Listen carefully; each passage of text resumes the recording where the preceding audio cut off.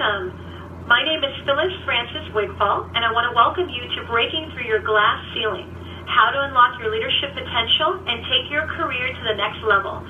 So the intention of this series is to explore the topic of breaking through your internal and external glass ceiling. So this is helping you to get to the level of success that you desire. So in most of these interviews, we're talking about what it takes to break through to that next level and to step into your authentic power. And I'm your host, Phyliss Wigfall, professional certified coach from awakeninglives.com. And today we have another amazing guest here from all the way from the Philippines, from Manila. So I want to welcome Bjorn Martinoff. All right, thank you, Hi, Phyliss. Bjorn. Hey there, how are you? It's so great to hear your voice. Yes, it's so good to talk to you. So Bjorn's good to talk to you. topic today is From Power to Leadership. I have known Bjorn for about 15 years, as we were saying, so it's really excited to connect and to share your wisdom with this audience. And so, Bjorn, I wanted to share a little bit about your bio. Oh, please do. For those of you listening, his bio is located on the page right below, so you can see it in full. And Bjorn's a global CEO coach and the author of the book, Develop Exponential Power, which was recommended reading by Harvard's most influential global leadership thinker, Marshall Goldsmith. Wow, Bjorn, that's pretty awesome. Yes. I feel blessed. And Bjorn, yes, wow. And Bjorn has 20 years experience as a coach and organizational development consultant, author, trainer, and facilitator. And in his work, Bjorn applies insights from his behavioral sciences, action learning, extensive research, and integral development to help the world's greatest leaders expand their individual and organizational capabilities and performance. So welcome. Thank you very much. We were also just featured on Bloomberg TV's Thought Leaders series. Yeah, I was announced as a thought leader of thought leaders. I was like, whoa, who's that? Thought leader of thought leaders. Yeah, what a compliment. That's pretty awesome. Yeah, what a compliment. Compliment. Yes, thank you. Thank you for very excited to be time out here. of your busy schedule. Yes. Cool. So Bjorn, I'd love for you to tell the audience a little bit more about yourself and how you got to where you are today. Yeah, since this is about personal breakthroughs and breaking through our own internal as well as external glass ceilings, also known as barriers, right? You might as well start a little bit with my own life. I basically grew up as a kid in Germany. I was born about 15 years after the war. Things were not doing so well yet for the country, right? And money was not abundant, and I had to find my own toys in other people's trash cans. And Wow. Yeah. So that was kind of like the reality then. I grew up also with a father who meant well, but basically was telling me, "You're not good enough. You never will make it. You're not this. You're not that." Right? And even though he meant well, me hearing these things repeatedly, I at some point didn't just hear it. At some point, I started to believe it, and that was even worse than just hearing it.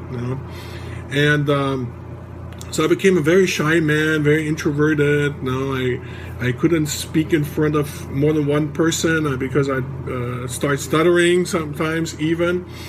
And so I had to find ways of breaking through that, that was limiting me in my own life, so to say, right? And in the process of discovering my own new ways of breaking through all these things, right? I studied heavily on things like power and confidence, right?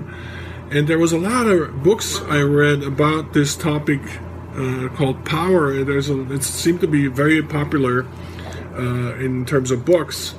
But when I read these books, I wasn't really satisfied. I was actually quite disturbed by what I read there, because one of these books, very popular, it's called The 48 Laws of Power or something similar, and what I read there was about how to trick people, how to manipulate situations, how to create deception, right?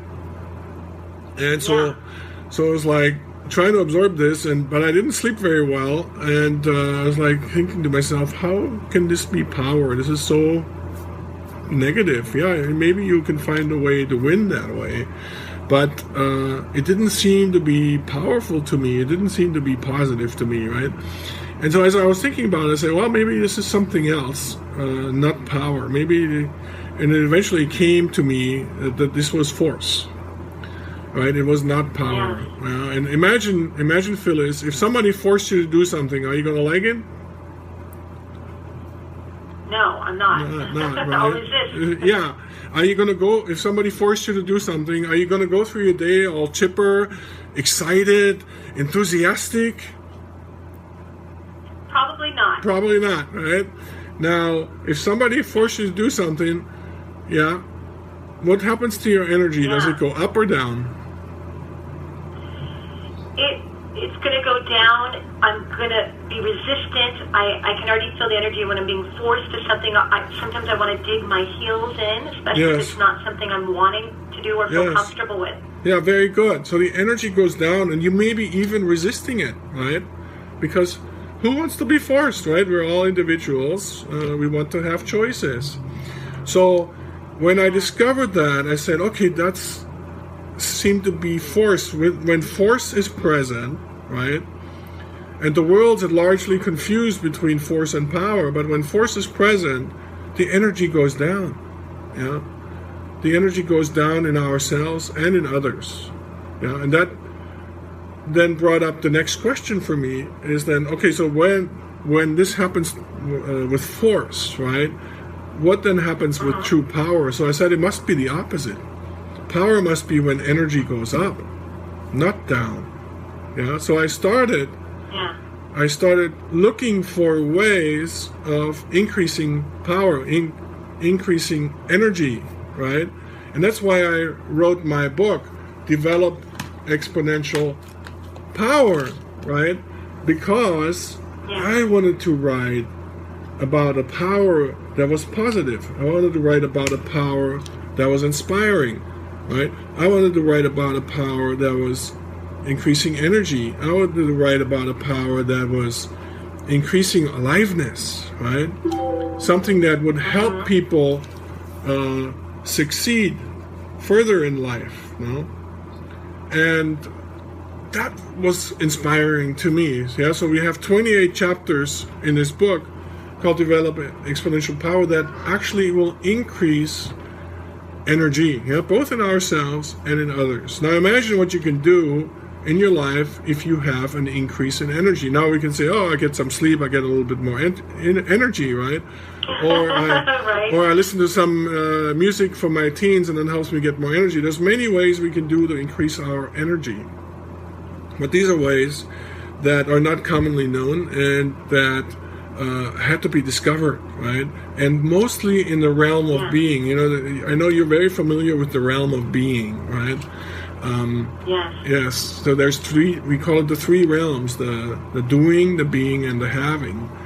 And this book is mostly focused on the realm of being. Being means who am I in the moment? Who am I being right now? In the face of this game that I want to play, in the face of this barrier that I want to overcome, right? May that be external or internal. So we saw that the distinguishing factor between power and force was energy, right? With force it was going down, and with power it was going up. And it was amazing, right? So we wrote this book, and we saw then also that when applied these individual, so-called powers, right, that they would actually multiply each other, right? It's like you create a shift in your life.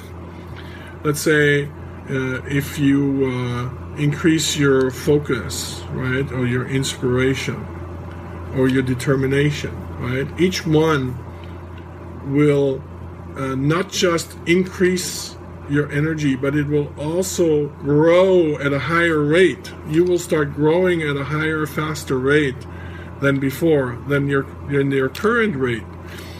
And if you do this repeatedly, you'll see that each shift is actually a shift in direction upwards, right? So it's a change in angle, and then each time it shifts, and then you actually have an exponential growth curve developing now. And it doesn't take all 28 chapters. You can just use 4 or 6 or 8.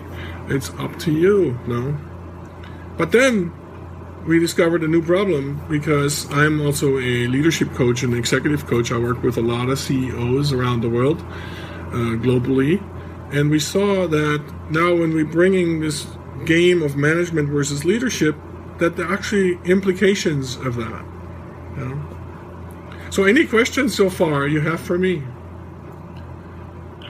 Yeah, I mean, this is really rich stuff. And so I was listening to, so I hear what you're saying, like the power brings the energy up, and then versus the force, which brings the energy down. That's right. And then with the exponential power, that kicks in when you're making a shift, or you're making a change, and then it starts to build one upon another. Yes. Is that what you mean when you say exponential power? Exponential is when you have multiple shifts, not just a single shift. Okay.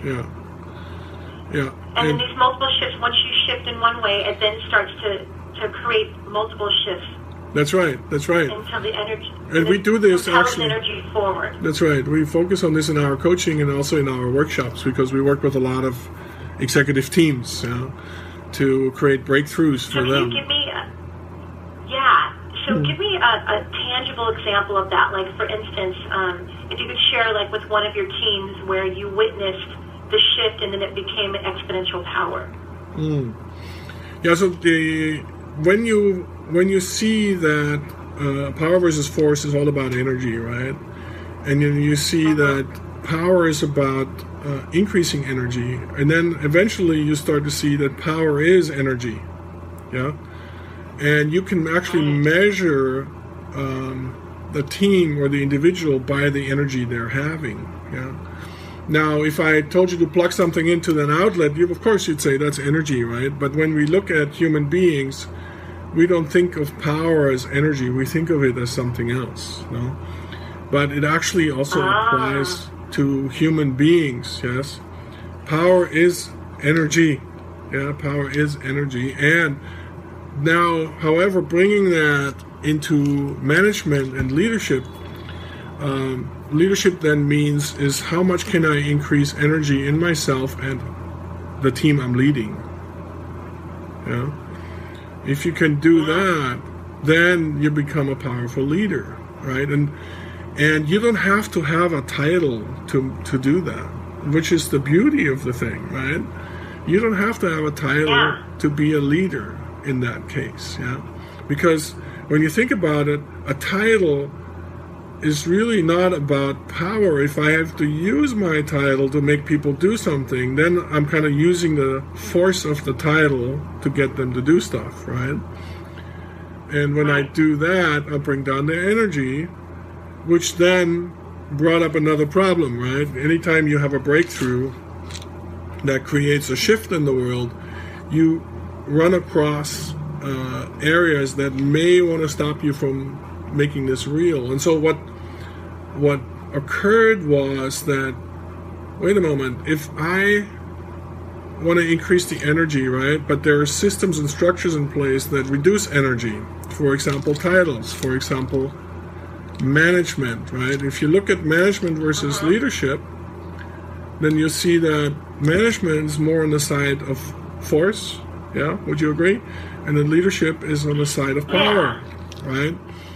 Yeah, because leadership is like inspiring and empowering your team, and management is managing the team. It's managing them around and having them do this or telling that. them what to do and all that, right?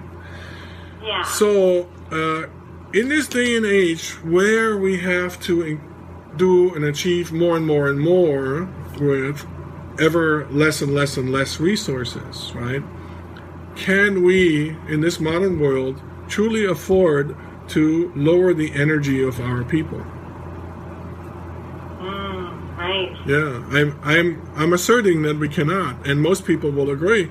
We cannot afford to lower the energy of our people, right? That costs, if you have a big company, that can cost you millions, if not billions of dollars. if you reduce the energy of your employees, right? Of your workforce. Yes. So it's not affordable. It's actually counterproductive, right?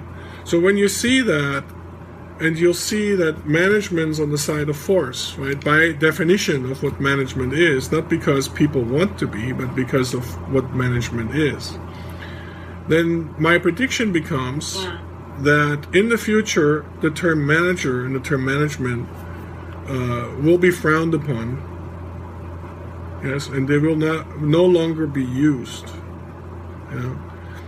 And as such, they may still be used when it comes to things and resources, but not to human beings. Maybe even projects, but not to human beings. Yeah. So that opens up. Yeah. Go ahead. I was going to say this is very interesting what you're saying. It's almost like very cutting edge. It's for sure, it's cutting edge. For sure. Yeah. Yes. And so when you see a team that is being managed, you're saying you can tell because the energy of the team, the excitability, the charisma, I guess, just energy in general, is lower than, let's say, a team that's being inspired and empowered. That's right. How do you shift the team that's being managed, or employees, or even yourself as a manager, into being one that leads and inspires? Yeah, before we can understand the practicality, and that's it's better to understand the theory of it first, right? And when you can no longer afford to have management, you have to replace it with something else, because otherwise you're going to have a vacuum, right? And not everybody can be CEO, right?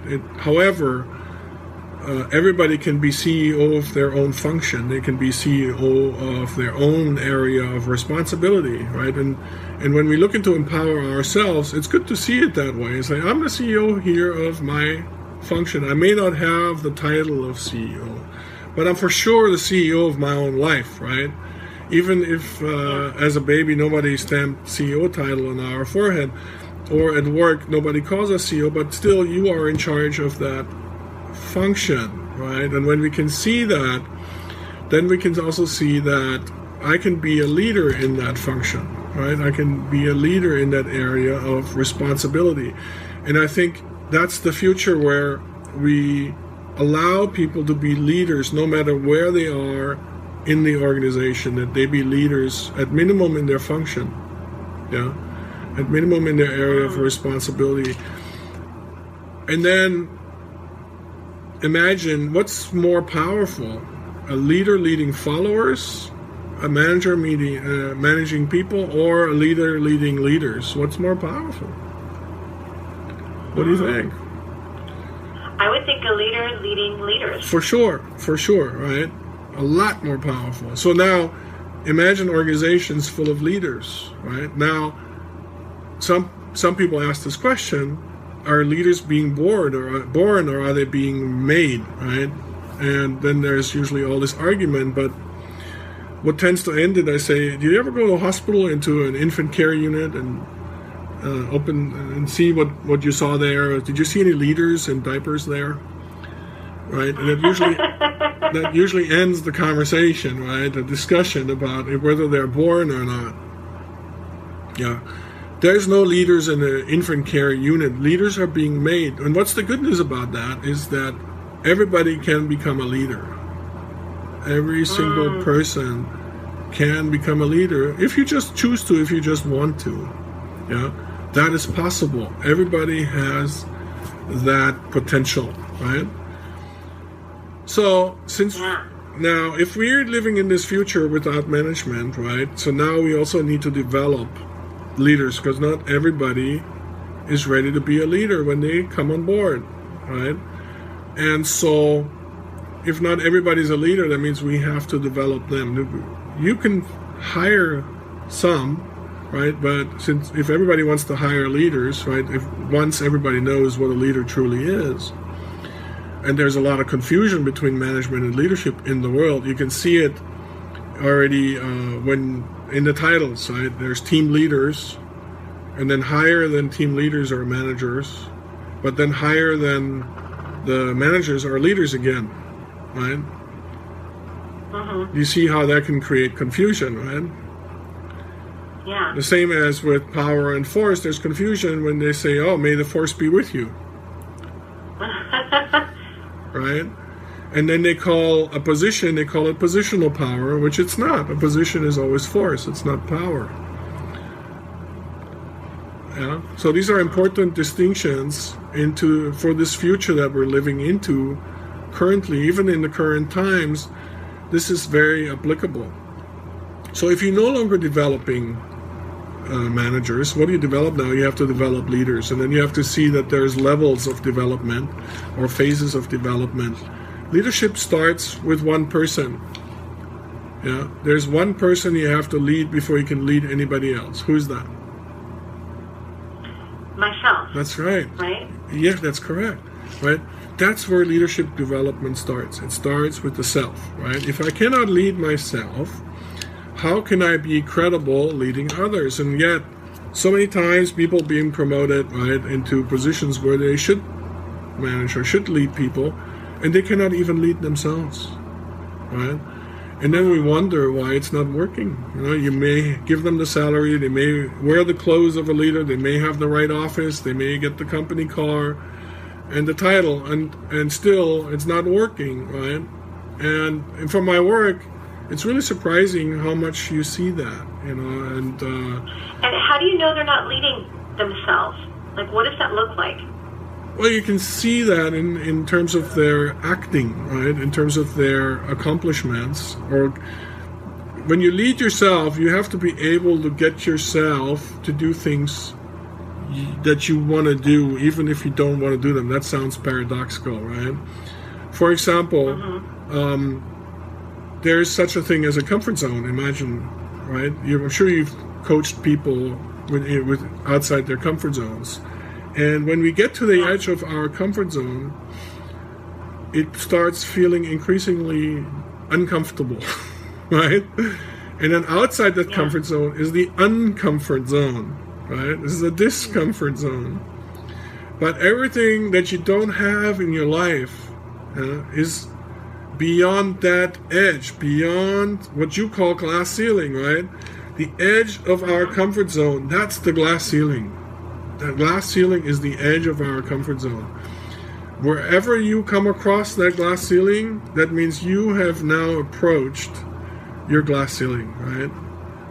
And the worst thing you can do is say, this has been external, because the solution to overcoming that barrier is within you.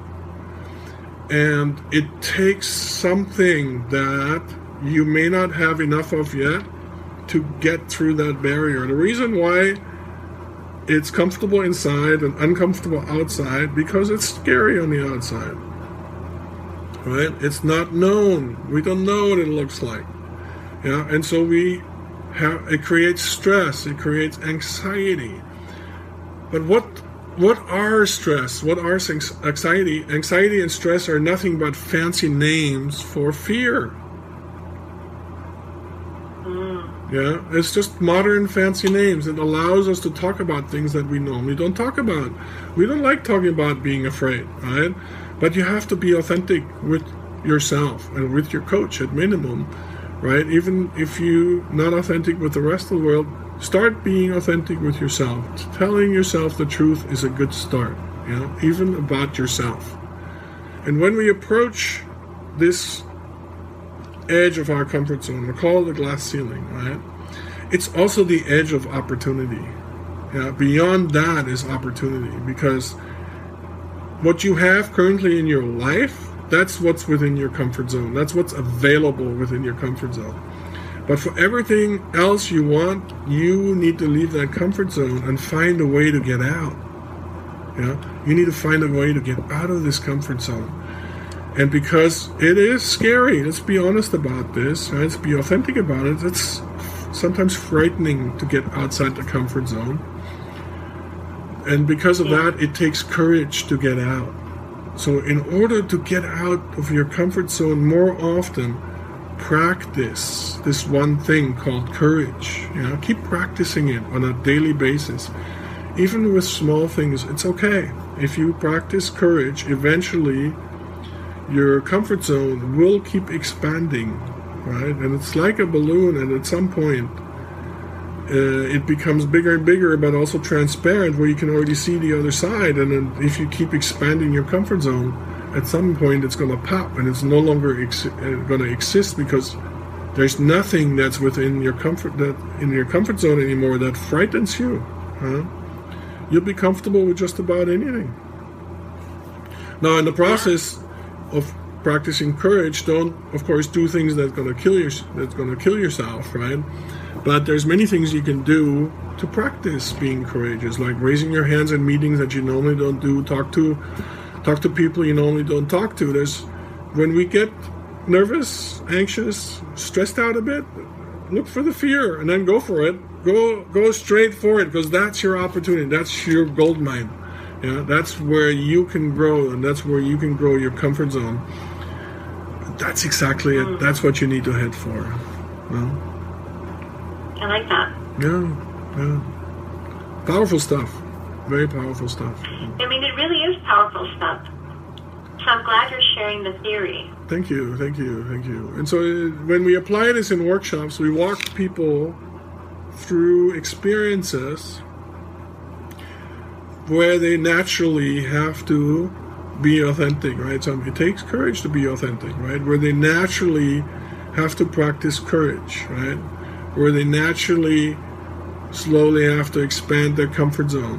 Yeah? And because of that, people gain something, right? You gain what I call power. You gain freedom. You gain choice. Yeah? And the more you gain that, the more powerful you become. And the more powerful you become, the more you will achieve, and the more successful you will become. Yeah, does that make sense? It does. Yeah, so that's the theory and a little bit of the practice, right? And so we've been doing this for many years, and you'll see when the team is all charged up, ready to go, but that's not the only thing that's important. That's energy, right? Energy is the baseline. And then, of course, when you work with teams, you also have to align that energy. It doesn't help you when you have one part of energy going in this direction and another part of energy going in that direction. And that's called then energy disbursement. You may have a lot of energy, but if everything pulls against each other in a different direction, then it's going to work like counterweights, yeah, and act against each other. So you have to align these energies, and that's a whole other process, you know, aligning teams towards the same outcomes, you know, towards where they want to go and how they want to get there. And that's what we do, and that's very difficult work, right? It's a lot easier. We make it look easy, but when you first start doing this, it's not easy.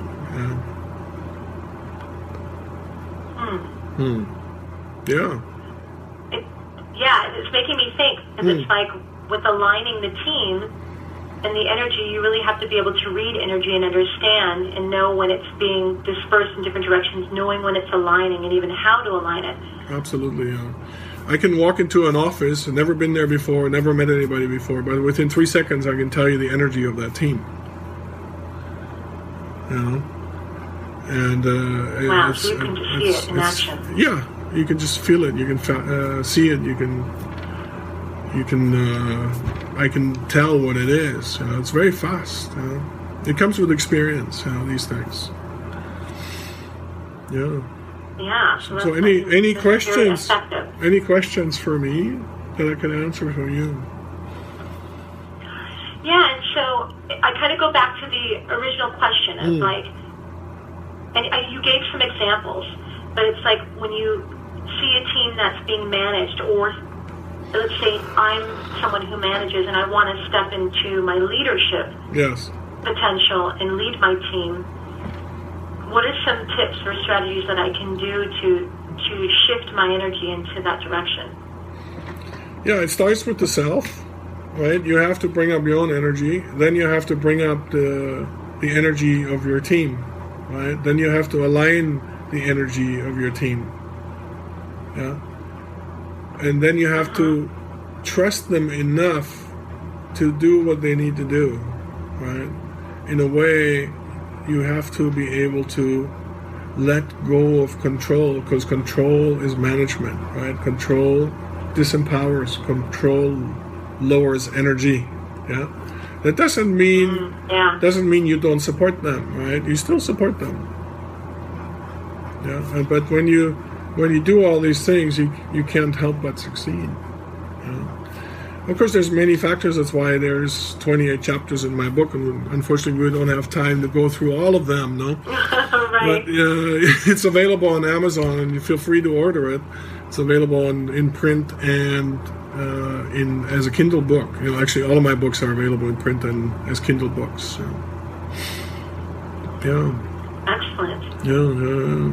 So it's kind of we're disrupting and interrupting what people think leadership is, yeah, and taking it to a new level, taking it to a whole new horizon. This thing called leadership, yeah. As a leader, we work with energy, we increase energy, and we work with people's potential, and we increase their potential. We basically, that's a skill I need to know as a leader, is to how to unlimit the potential of our people, right? When we can do that, right? When we can unlimit the potential, there is nowhere you cannot go, yeah? And the only thing that's going to stop you is your own belief system that's not possible, right? Your own inner sarcasm, your own voice may want to stop you from doing that. No? Yeah, so it's important to also overcome your own self. That's why self-leadership is also important. And then, of course, there's after self-leadership, you need to lead followers. Then you need to be able to lead equals or peers, and then you need to be able to grow into the ability to lead leaders, right? And so that's the progression, right? That's the path for leaders to develop themselves and others. And I love that you say this, because this is why some of the most, and I say some, all of the most effective leaders have a support system, whether it's a coach or a mentor or somebody to support them, because they're then getting support into self-mastery, self-leadership, and then being able to transcend to the next level of leading their teams. Yes. And then soon leading leaders. Yeah, so we call this framework that we've developed, we call it the future of leadership, right? Or call it leadership 3.0, if you will. Yeah, it's a paradigm shift in how we view leadership. It's the world's largely confused between power and force. There's a lot of leaders out there that feel they can lead with force, right? And but the success of that will always be limited. Yeah? And many times when we apply force, the current situation may change, but because it wasn't chosen, right? It was forced. It's like there'll be like a rubber band attached to it, that as soon as the force goes away, the rubber band pulls it back to where it was. Yeah, and that's where the problems come in with force, right? Because you have that illusion that things have changed, right? And on the surface, they may have changed. But then as soon as you let go of that force, it just goes right back to where you started, right? And everything gets nullified. All your effort gets nullified. And change that doesn't last, is it really change? We have to ask ourselves. You want sustainable change. Yeah, if it's not sustainable, have we really made a change? Yeah. And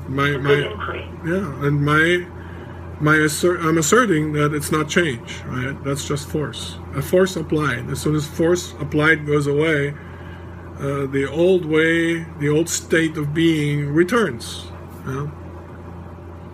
But we cannot say that force is always an enemy, but most of the time it is, but not always. For example, if you're a leader and your building's on fire, you're not going to set a meeting 2 weeks from now, right, to evacuate the building. You will just tell people to get out, right? Right now. Right now, right? So force at that point is a good thing, right?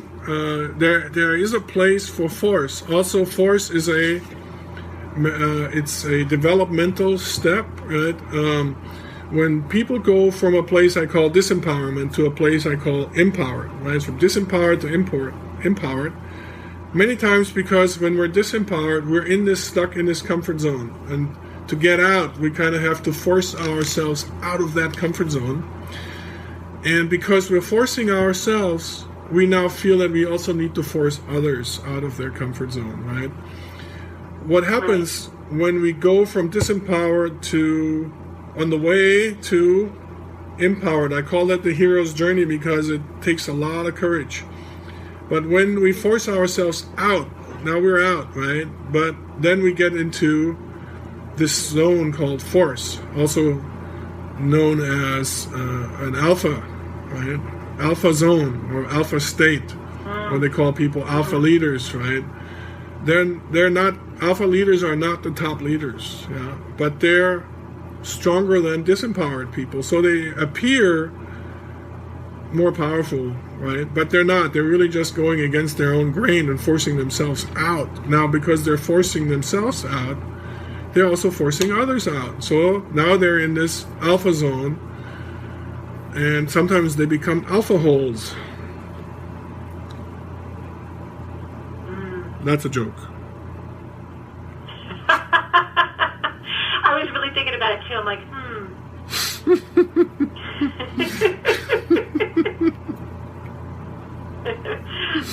You're funny.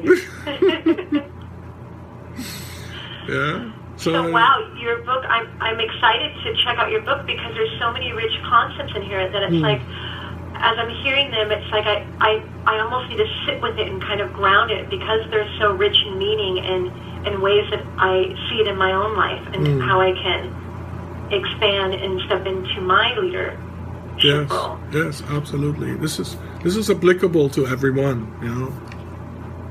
But my target market is executives, you know, but it's really applicable to everyone. And my purpose in life is to really create amazing leaders that make a big positive difference in the world. That's my purpose in life. That's my mission in life. Yeah, that's a great mission. Yeah. And so, is there anything, Bjorn, that you'd like to add to the interview that we didn't get to discuss?